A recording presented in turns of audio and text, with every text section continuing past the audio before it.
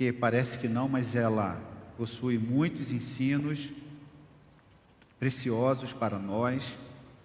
Todo o capítulo 6 do livro de Mateus, gostaria que você abrisse a sua Bíblia.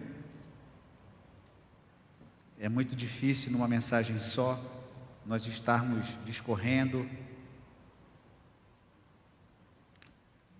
diante desta oração que o Senhor nos ensinou em Mateus no capítulo 6 e também em Lucas. Lucas também repete os ensinos aqui que Mateus nos apresenta também. Eu quero estar fazendo algumas considerações com os irmãos sobre a oração do Pai Nosso. Hoje é uma noite de ceia do Senhor. E durante esta semana, pensando em nosso Brasil, Deus ministrou ao meu coração que quando o povo de Israel estava cativo no Egito, a Bíblia diz que quando Deus levantou Moisés, Deus ouviu o clamor do seu povo. E por isso ele desceu. E nós precisamos orar ao Senhor. E a oração é um elemento essencial, indispensável em nossa vida, mais do que o alimento. Mais do que o pão que comemos, mais do que uma ida ao culto, a nossa oração, a nossa ligação com Deus, representa a base de toda a nossa vida, de toda a nossa força, de todo o nosso ânimo, quando nós buscamos a Deus em oração. Mas na minha introdução eu gostaria que o irmão no capítulo 6 ainda, pensasse que Jesus, antes de nos mostrar um modelo de oração, Ele nos trouxe algumas orientações, Ele nos trouxe alguns direcionamentos. Ele nos ensinou a orar, mas Ele também nos mostrou como orar. E eu gostaria de apresentar aos irmãos no capítulo 6, antes de entrarmos propriamente na oração que Ele nos ensinou a partir do verso de número 9. Queria que você me acompanhasse em Mateus no capítulo 6, a partir do verso de número 5, depois dele tratar de alguns temas importantes, como esmola, como problemas pessoais, problemas como testemunho. Ele entra no tema da oração e ele vai nos apresentando, como por exemplo, o verso de número 5, quando ele diz assim: quando orardes, não sereis como os hipócritas, porque gostam de orar em pé nas sinagogas e nos cantos da praça, para serem vistos dos homens. Em verdade vos digo que já receberam a recompensa. Ele combate a oração pública, indevida, hipócrita, daqueles que gostavam do pronunciamento público. E aí, naturalmente, falando a esse respeito, com certeza, pessoas com orações longas, com palavras rebuscadas, pessoas que se demoravam, que se alongavam nas suas orações e muitas vezes se distanciavam daquilo que era o principal, que era apresentar diante do Senhor, sabendo que Ele conhece todas as coisas, antes que a palavra nos venha à boca, e Deus conhece todas as coisas. Jesus então combate esse tipo de oração. Não sejais como os hipócritas que gostam de orar nas praças públicas, para serem vistos pelos homens. E naturalmente, quando isto acontece, possivelmente, não estou dizendo que é uma regra, mas foi o próprio Jesus que nos advertiu, possivelmente esta oração em público, na praça, ela provocava uma certa vaidade, um certo orgulho. E Deus, conhecedor do nosso coração, Ele sabe muito bem qual é aquela oração indevida. Mas Ele não para aí. Antes de nos ensinar a oração, Ele vai nos mostrar também no verso de número 6 do capítulo 6, o momento da intimidade com Deus, que se distancia daquele momento público, em que talvez a vaidade, o orgulho, talvez o desejo de aparecer, de se tornar importante diante da comunidade. Ele diz assim: quando você orar, entra no teu quarto, vá para a sua intimidade, ninguém vê, ninguém sabe o que se passa no teu coração. Mas o Pai que te vê em secreto te recompensará. O verso 6 fala sobre isso.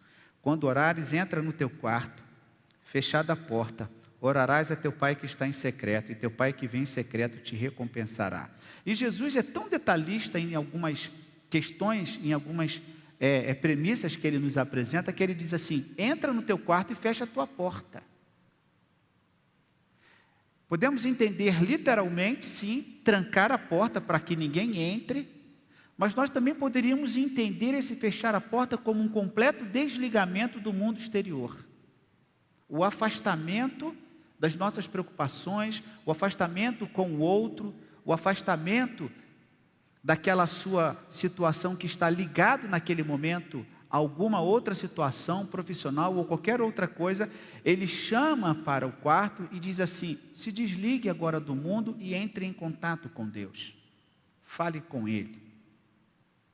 E num tempo em que nós estamos tão absorvidos pela informação, pela dinâmica da vida que nos consome, e nós também somos consumidos por isso, ele diz assim: aquieta o teu coração, acalma o teu coração, vá para o teu quarto, tenha um momento de parada, tenha um momento de reflexão, se distancie do momento público, se distancie da comunidade pública, do momento da aparição coletiva, em que todos ali estão reunidos.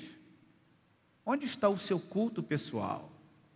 Onde está a sua devoção primária, que vem do coração diretamente ao Senhor? Entra no teu quarto, fecha a tua porta, orarás a teu Pai que está em secreto, e teu Pai que vê em secreto te recompensará. Antes dele ensinar o modelo da oração, ele vai continuar na orientação. Ele vai dizer no verso de número 7, e orando não useis de vãs repetições como os gentios, porque presumem que pelo muito falar serão ouvidos. Ora, se Deus conhece todas as coisas, e antes que a palavra nos venha à boca, Ele já conhece todas as coisas, Ele conhece o nosso pensamento, então por que estarmos demorando na oração, pronunciando palavras vazias, talvez até para impressionar o próprio Deus? Porque não é esta a intenção, o falar muito, mas o coração que se apresenta diante do Senhor. E Ele nos mostra, Eclesiastes, nós temos 2 versos que eles dizem assim: sejam poucas as suas palavras diante do Senhor. Quando você se apresentar diante de Deus, que não fale muito, porque Ele conhece o que vai no nosso coração. E Jesus caminha neste sentido também, do pregador lá de Eclesiastes. Falar muito não significa necessariamente que Deus vai ouvir a nossa oração. Continuando na orientação, antes de entrar propriamente na oração do Pai Nosso, ele vai nos dizer no verso 8: não vos assemelheis, pois, a eles, porque Deus, o vosso Pai, sabe o que tendes necessidade antes que lhe o peçais. Então não é o nosso muito falar, e nem é muitas vezes a nossa presença, mas é a presença de Deus naquele momento conosco, que nos chama, que nos atrai para o momento de oração. E aí, depois dessas orientações, em que ele trata da prática da justiça, das esmolas, os discípulos são o sal da terra, da vingança, dos juramentos, do adultério, ele então atende um pedido dos discípulos, que pensavam saber orar, mas não sabiam. E por isso eles pedem que Jesus os ensinasse a orar. E Jesus então traz aqui um modelo de oração. Mas antes de entrar propriamente no texto, tem algumas considerações que eu faço com os irmãos. Eu vou pedir permissão aos irmãos que vejam aqui na tela, porque a nossa tela aqui não está funcionando. Pode colocar, irmão, nessa introdução. Tem aí a nossa tela da introdução, exatamente aí. Eu queria que o irmão pensasse com relação a esta oração, que é um modelo de oração. Jesus está nos ensinando a partir de alguns passos, reconhecendo nesta oração alguns elementos importantíssimos que poderiam estar presentes em nossa oração. Ele vai dar um modelo para que nós pudéssemos, a partir deste modelo, entender o teor, o conteúdo, aquele que recebe a nossa oração. Então, é um modelo de oração. E aí você vai perguntar, mas pastor, por que as pessoas sempre estão repetindo a oração do Pai Nosso? O que aconteceu?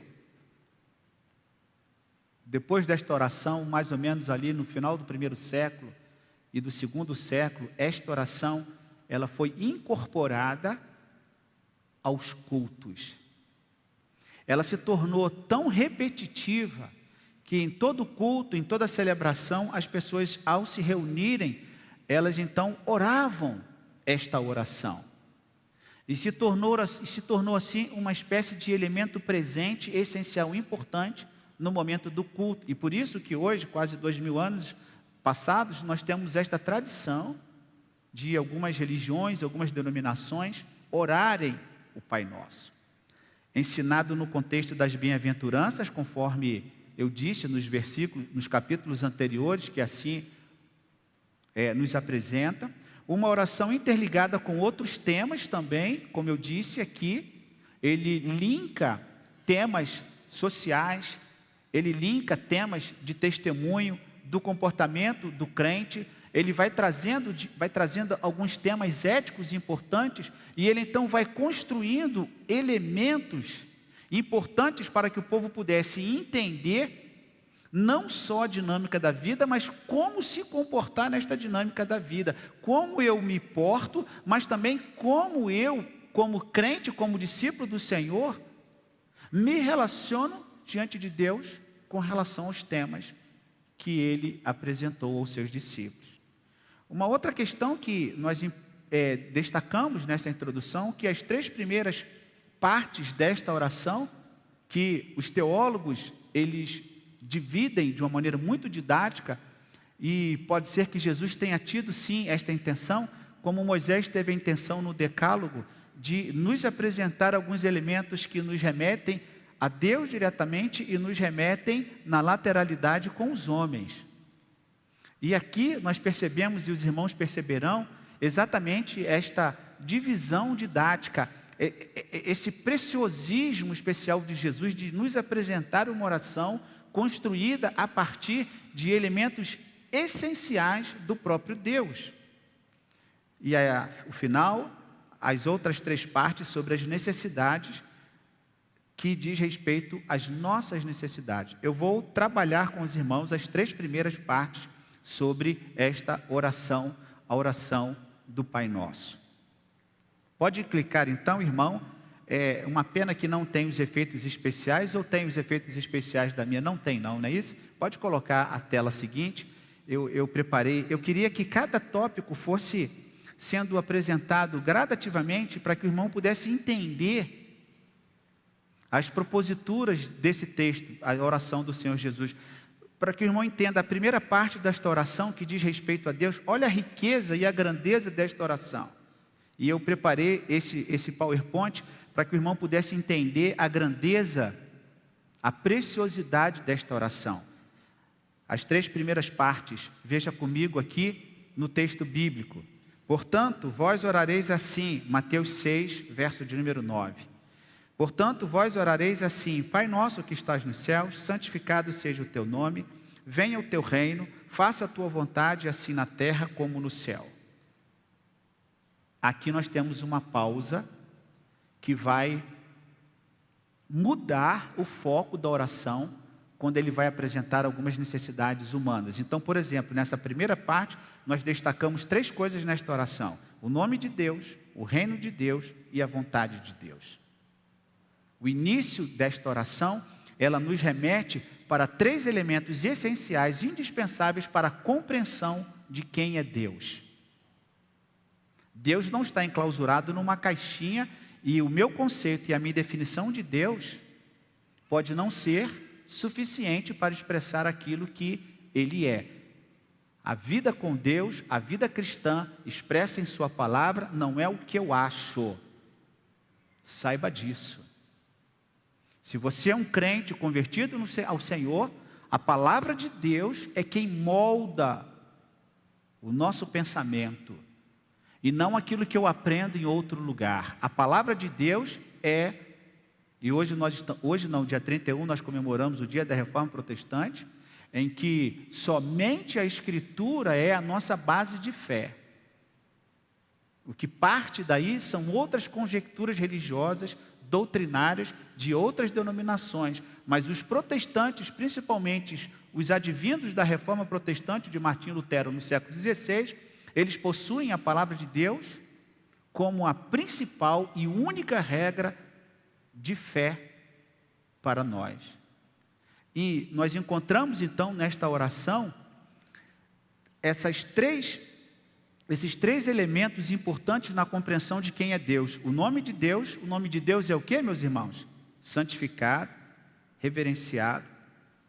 Isso está em conformidade com Êxodo no capítulo de número 20. Vá para Êxodo no capítulo de número 20, para que você entenda que já naquele tempo, na época de Moisés, nas instruções que Deus concedeu ao seu povo através de Moisés, ele vai nos dizer no capítulo 20 do Êxodo, o verso de número 7. Vamos todos ler? Êxodo 20, verso de número 7. Não tomarás o nome do Senhor teu Deus em vão, porque o Senhor não terá por inocente o que tomar o seu nome em vão.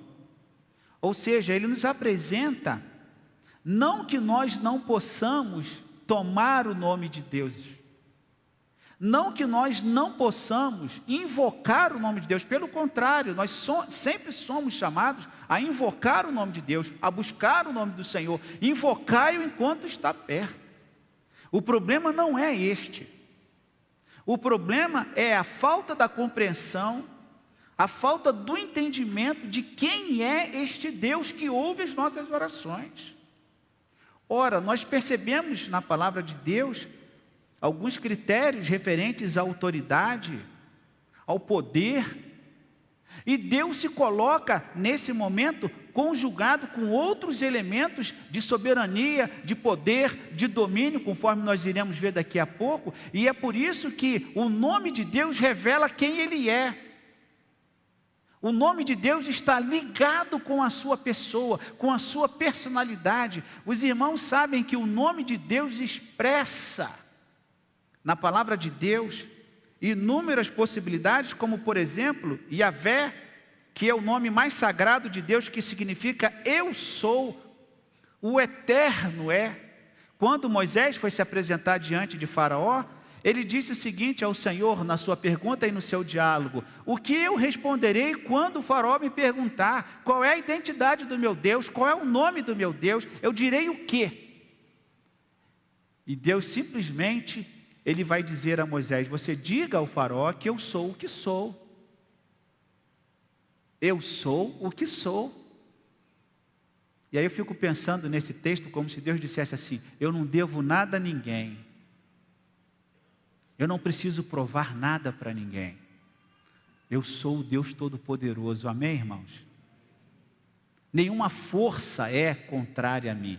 O nome de Deus revela o seu poder, revela a sua grandeza, revela a sua majestade, mas não para por aí. Elohim, que significa Deus Criador, que é um termo plural que enfatiza a majestade e o poder de Deus utilizado lá na criação do mundo, como por exemplo em Gênesis, no capítulo de número 1, o Deus Criador. Como também, por exemplo, o Deus El Shaddai, que traduzido Deus Todo-Poderoso, que destaca o poder supremo de Deus sobre todas as coisas. O Adonai, que significa Senhor, que é usado em contextos onde se reconhece a soberania de Deus.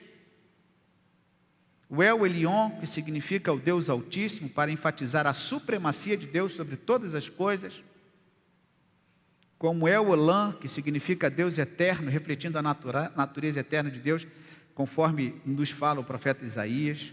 Jeová Jirê, que fala a respeito do Deus proverá, como na experiência de Abraão com o Senhor Deus, em que Abraão leva o seu filho para ser apresentado como sacrifício, E Abraão então diz ao Senhor naquele momento do sacrifício: Senhor, eis aqui toda a ferramenta, todo o material para imolar o cordeiro. E ele então pega o seu filho. E Deus então diz: basta. Deus proverá o cordeiro, Deus proverá a oferta. O Jeová Jiré, mas também o Jeová Nissi, o Senhor é a minha bandeira, simbolizando a vitória do seu povo contra os inimigos. Então, meu irmão, volte à tela, por favor, para que você entenda o nome de Deus, santificado, reverenciado, não apenas santificado e reverenciado, mas o que? Demonstra a sua identidade e a sua pessoalidade. Deus é um ser pessoal. E ele então vai dizer: você quer ter a experiência com esse Deus pessoal? Entra no teu quarto. Não fique como os hipócritas que oram nas praças, achando que pelo muito falar serão ouvidos. Essa espiritualidade, irmão, que vem do coração. Essa espiritualidade que vem do nosso interior. Ninguém sabe, ninguém te julga, só Deus está ali julgando a partir daquele seu momento de intimidade com Ele. E é por isso que Êxodo, então, conforme nós lemos, capítulo 20, verso de número 7, vai dizer assim: não tomarás o nome do Senhor teu Deus em vão. Alguém aqui já apanhou quando era criança, quando falava alguma coisa e falava assim, meu Deus, e o pai ou a mãe dava um tapa na boca? Alguém aqui já sofreu isso? Levante a mão, sem vergonha. Tem alguém aqui? Que já tem aqui. Levou um tapa na boca porque falava o nome de Deus e a mãe brigava, o pai brigava. Menino, não fale isso. Porque considerava-se falar o nome de Deus em vão, sem propósito, sem a ligação direta de uma situação ou de um momento que fosse necessário invocar o nome e a presença de Deus em determinados momentos e não de maneira aleatória, achando que Deus seja qualquer pessoa e que Deus não esteja imbuído de todo o poder e de toda a autoridade sobre todas as coisas. E é por isso que o nome de Deus, ele precisa ser guardado, resguardado, reverenciado, porque ele revela aquilo que ele é, conforme eu mostrei aqui para os irmãos: Jeová Jiré, Jeová El Shaddai, Elohim, Adonai, Eu Elion, Eu Olam, Jeová Nissi, Jeová Jireh, e tantos outros nomes que estão catalogados na Bíblia, que nós ficaríamos aqui talvez umas 2 horas só numa aula sobre os nomes de Deus. E é interessante pensar no nome de Deus, que não é um nome. Olha que interessante, meu irmão. Quando nós pensamos no nome de Deus, são manifestações, ou são, melhor dizendo, são revelações do próprio Deus em ocasiões especiais, que Ele vai se revelando gradativamente ao seu povo. Ele provê, Ele é bandeira, Ele é força, Ele é o Altíssimo. E o seu povo então vai caminhando nesta esteira, no entendimento de quem é Deus. Volte para Mateus no capítulo de número 6, na oração dominical, nessa primeira parte, quando nós encontramos o nome de Deus, ele vai nos apresentar em primeiro lugar: portanto, vós orareis assim, Pai nosso, que estás nos céus. Quando Jesus ora e cita o Pai, Jesus está nos apresentando um elemento muito diferente do costume que era o costume das nações gentias.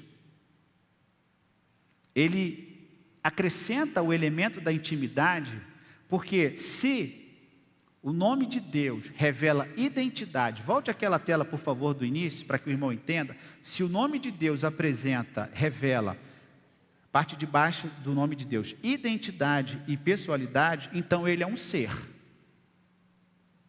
Ele é um ser. E ele tem uma identidade, vários nomes foram apresentados aqui. E Jesus apresenta então um elemento diferente. Qual é o elemento que ele apresenta nesta oração? Ele começa a oração dizendo o quê? Pai. Isto soou estranho para os discípulos.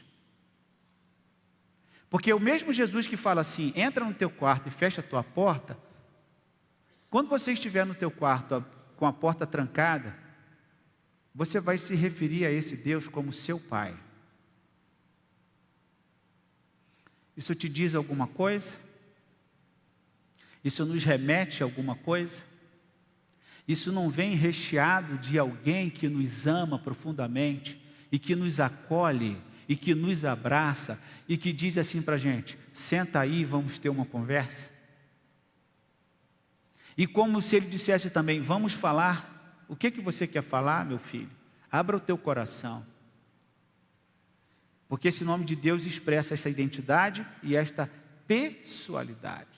E é muito importante, e é muito interessante nessa tela perceber, veja bem, meus irmãos, ao mesmo tempo, presta atenção, ao mesmo tempo que esse Deus é santificado e reverenciado, que poderia estar distante de nós, por causa da sua reverência e por causa da sua santidade, que ele poderia dizer assim para a gente: olha, sequer se apresente diante de mim, não me procure, eu estou demasiadamente ocupado. E outra coisa, você é um tremendo pecador e eu não tenho tempo para você. Ele poderia falar isso. Mas ao mesmo tempo que nós temos este Deus, que o seu nome é santificado e que ele é reverenciado, ele diz assim: entra no teu quarto, fecha a tua porta e vamos conversar. Você pode abrir o teu coração. O que te aflige? Qual é o seu problema? Qual é a sua dificuldade? Qual é a sua queixa?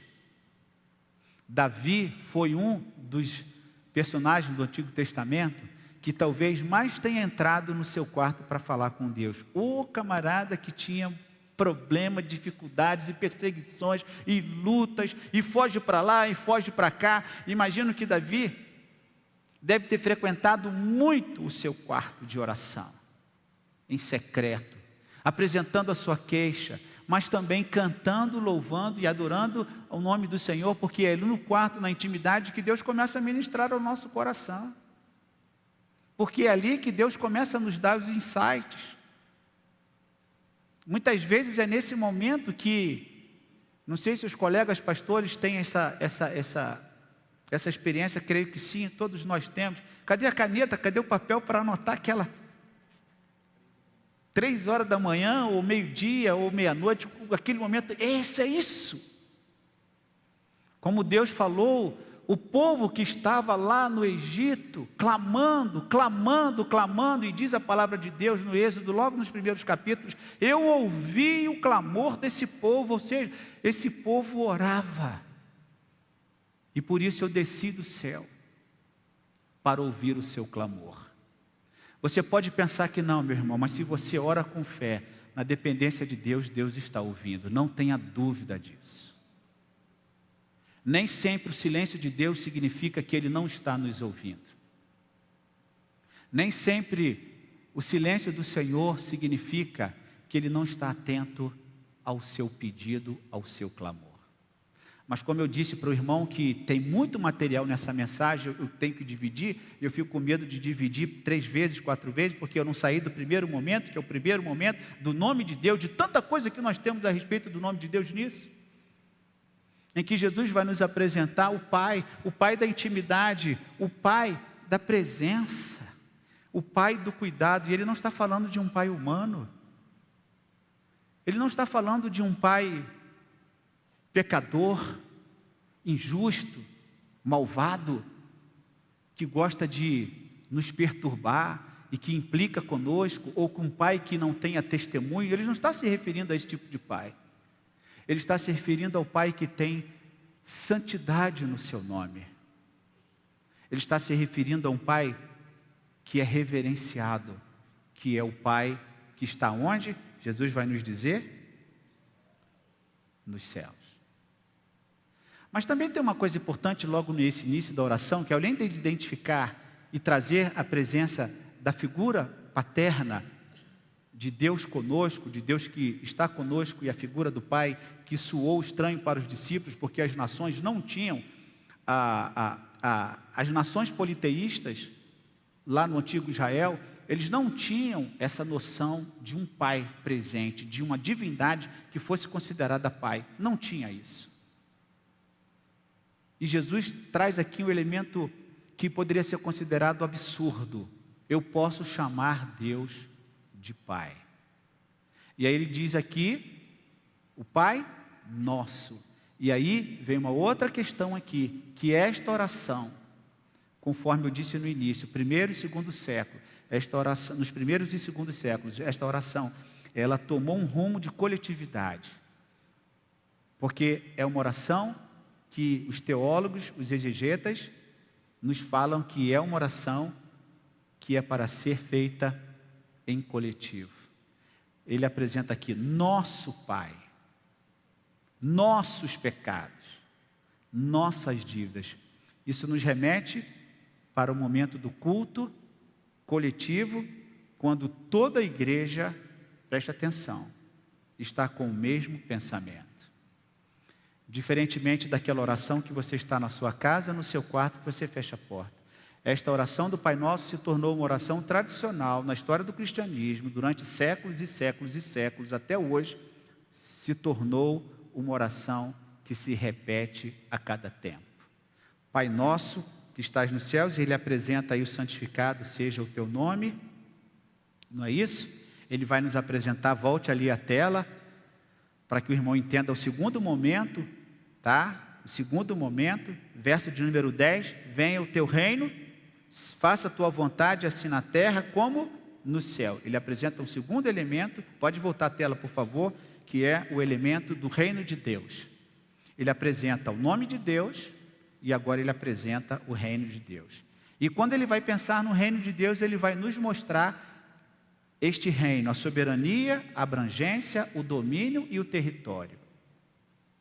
Deus não possui apenas um nome que deve ser reverenciado e santificado. Ele revela a sua identidade, ele revela a sua personalidade, mas ele também revela as características deste reino, conforme nós percebemos aqui, que sobrepõe qualquer ação humana, que está acima de qualquer ação humana.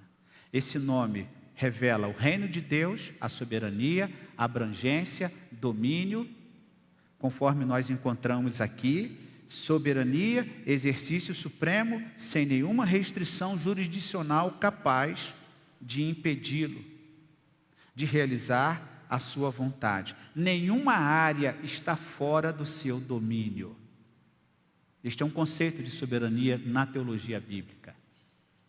Aqui, em especial, conforme nós vemos em uma das nossas enciclopédias filosóficas teológicas que nós consultamos, da igreja cristã.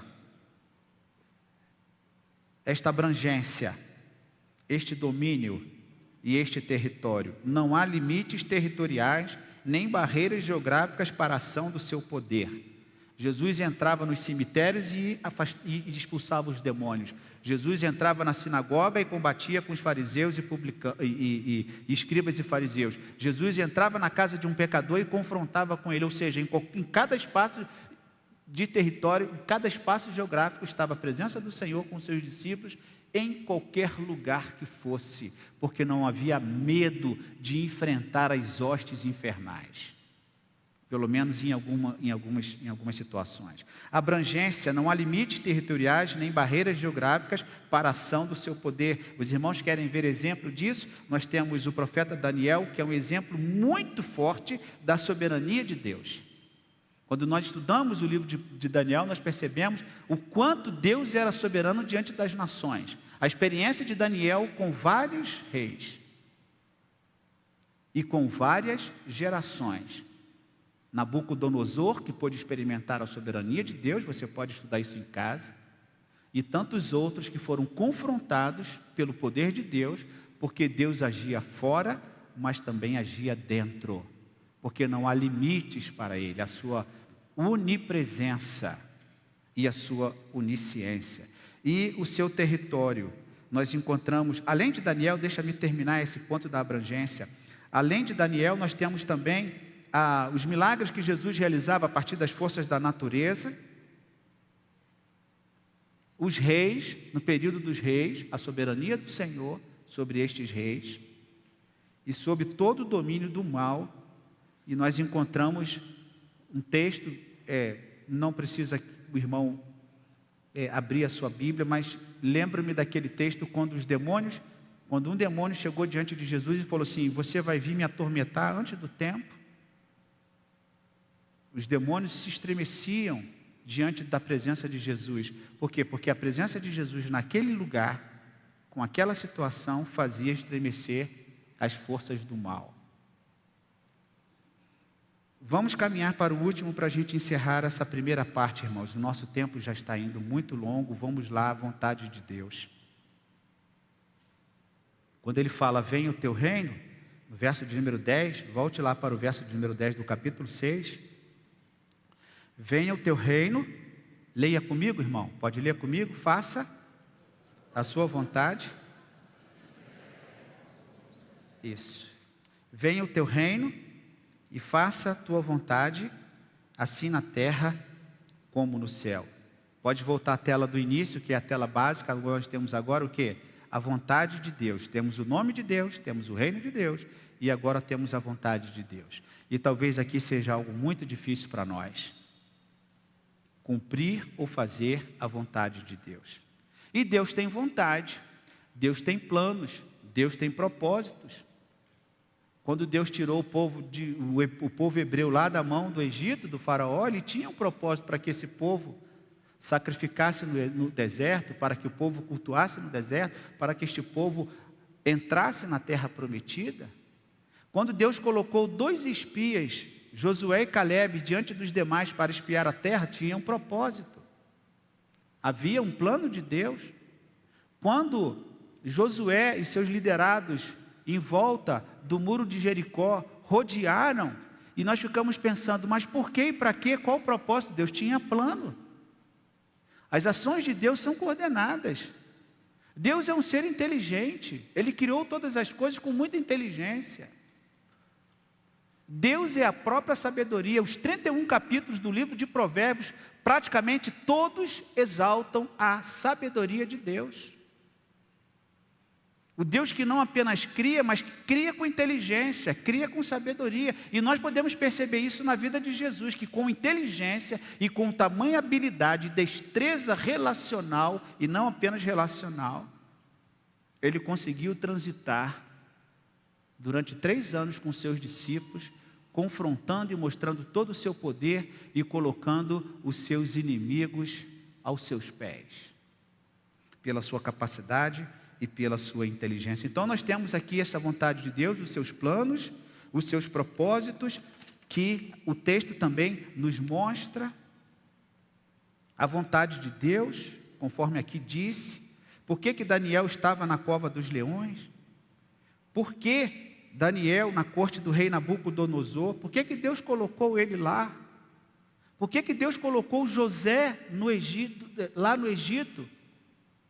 Porque Deus tinha um propósito, e quando José vai se revelar aos seus irmãos, lá no final, ele vai dizer para os seus irmãos o seguinte: olha, meus irmãos, eu estou aqui porque Deus me trouxe, porque Ele sabia que haveria fome no Egito, então Ele me trouxe para cá, para que a nossa família, para que o nosso povo seja vitorioso, e não passe fome, como há fome em toda a terra. Então, meu irmão, aqui, finalizando este primeiro bloco, a vontade de Deus, os seus planos, os seus propósitos. E a Bíblia vai dizer que a vontade de Deus é boa, perfeita e agradável.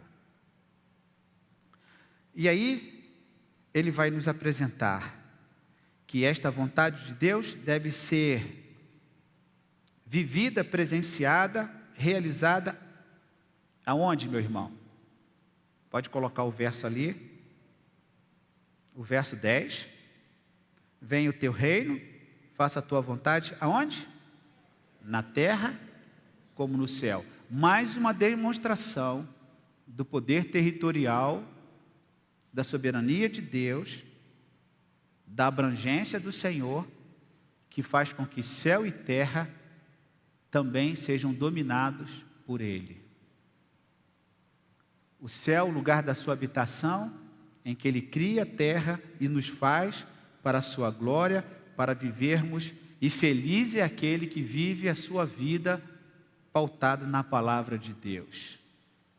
porque vai gozar e usufruir da vontade de Deus, que é boa, que é perfeita e que é agradável. Irmãos, próximo domingo, pode passar a tela inicial, eu quero voltar a esse tema, porque nós precisamos orar. Próximo domingo, as 3 últimas partes desta oração, que dizem respeito ao plano nosso, da humanidade, ao plano das necessidades básicas nossas, que dizem respeito ao pão, sustento físico, cuidado e providência, perdão, perdoa as nossas dívidas como nós perdoamos os nossos devedores, que é libertação, misericórdia, convivência e saúde, porque perdão é saúde, né, doutor? Perdão é saúde, quem não perdoa fica doente.